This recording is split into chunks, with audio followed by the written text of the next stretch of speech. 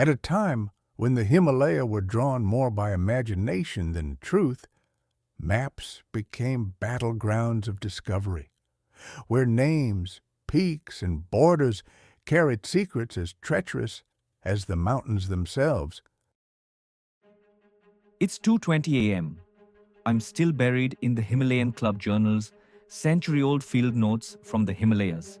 It's like diving deep into the documented history of the Himalayas from the early 1900s. The journals cover everything, from indigenous wisdom, cultural myths, to epic expeditions and groundbreaking discoveries.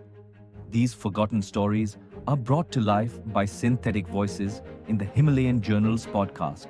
Subscribe, zone out, binge, and pass it to a fellow mountain junkie. At the beginning of the 20th century, the Himalaya and Tibet were mapped more by imagination than precision. The publication of Burrard's and Hayden's summary in 1907 to 1908 arrived at a critical moment, offering clarity amid a maze of unclassified details. It was the product of a century of work by the Survey of India. By that time, maps covered most of the Himalaya, though the most inaccessible regions were generalized for cost and political reasons, and Nepal's mapping relied on rough surveys by native explorers. The book gathered the known facts, chiefly from survey reports, and suggested a systematic classification of ranges based on trigonometrical results. Its clarity made it a milestone, inspiring many advances in Himalayan geography. After 1907, knowledge expanded rapidly. Sir Sydney Burrard, soon after becoming Surveyor General, initiated a modern 1-inch survey of the Himalaya west of Nepal, showing contours, forests, and cultivated land. Though delayed by war and financial constraints, this effort produced detailed maps of Kumaon, Kulu, and Kashmir, and reconnaissance surveys of the eastern Himalaya. Under Sir Edward Tandy and Colonel M.O.C. Tandy, Nepal was surveyed officially at the quarter-inch scale, though not by British officers in the field. West of the Indus, modern surveys covered Dir, Swat, Gitral, and parts of the Gilgit Agency. Private expeditions by mountaineers and scientists from abroad, often including geologists and surveyors from India, contributed further, mapping inaccessible regions and making scientific observations. By the 1930s, another authoritative summary was necessary. The revision, undertaken by Sir Sydney Burrard for geography and Dr. A.M. Heron for geology, appeared in parts between 1933 and 1934. The task was formidable. Public interest had grown, scientific officers faced greater demands, and much material was scattered across foreign journals. Burrard, retired since 1919 and separated from records and travelers, faced challenges of access and cost. The Survey of India retained its role as the geographical authority, but limitations in personnel and funding complicated research.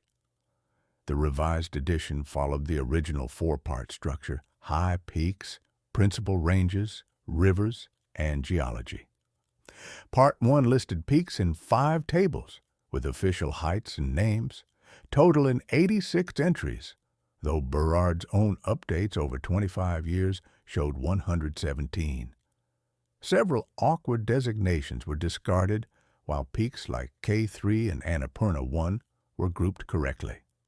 Some symbols, such as E1, E2, and E3, replaced established names Lhotse, Nuptse, and Changtse, a retrograde move contrary to Survey of India maps. Other adjustments corrected errors, such as peaks in the Dhaulagiri Himal. Certain peaks were omitted or reclassified based on modern triangulation. Chapter 2 addressed the evolution of geographical names, while Chapter 3 proved controversial. Burrard defined Tibet as areas inhabited by Tibetan-speaking people, extending to Baltistan, Ladakh, and beyond. This created confusion when comparing ethnographic, political, and topographical boundaries. The naming of Mount Everest, Kangchenjunga, and the Karakoram also sparked debate. Everest was already established, Kangchenjunga's Tibetan origin was confirmed, and efforts to standardize Karakoram nomenclature had met official approval in 1930. Misinterpretations, however, persisted in the book. Part 2 analyzed the alignment of peaks into ranges. The Great Himalaya and Southern Ranges, except in Nepal, were fairly well known. Lesser ranges sometimes reflected ridges or nappy structures. Valuable geological contributions from Pilgrim, Wadia, Auden, and West were underutilized. Dr. Wadia's paper on the Northwest syntaxis clarified structural patterns verified by modern maps. Modern Nepalese maps were also inadequately used, with some rivers shown incorrectly. Part 3 examined glaciers and rivers, but left gaps in glaciology and climate study. Chapters 19 to 25 on rivers were the most accurate, though digressions interrupted the narrative. Part 4, Geology, followed Hayden's original summary, but Heron's contributions and recent work from the Geological Survey were understated. Comprehensive integration of modern geological and topographical findings was limited by the constraints of active service. Throughout, the book revealed the tension between the expansion of knowledge and the persistence of outdated conventions. Maps and names evolved, surveys improved, and yet the Himalaya and Tibet remained vast, complex, and sometimes controversial landscapes.